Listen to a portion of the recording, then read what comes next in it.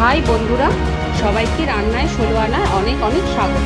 আজ ব্যারাকপুরের ওয়েদারটা জাস্ট দারুণ, ঝমঝম করে বৃষ্টি পড়ছে। আর এই বৃষ্টির দিনে মনটাই কেমন যেন আনচান করে, তাই না? আজ তো আবার সবার নজরেই অন্নপূর্ণা যোজনা 3000 টাকা দিবে। কার অ্যাকাউন্টে টাকা ঢুকলো আর কার অ্যাকাউন্টে টাকা ঢুকলো না তা নিয়ে চারিদিকে কী যে চিন্তা আর ব্যস্ততা। কিন্তু বলুন তো দেখি, টাকা আসার টেনশন যাই থাকুক না কেন, বাঙালি খাওয়া ছাড়া থাকতে পারে? একদমই না। দেখুন না, এই বৃষ্টির আবহাওয়ার মধ্যেই জোম্যাটোতে আমাদের কাছে চলে এসেছে দুর্দান্ত এক অর্ডার।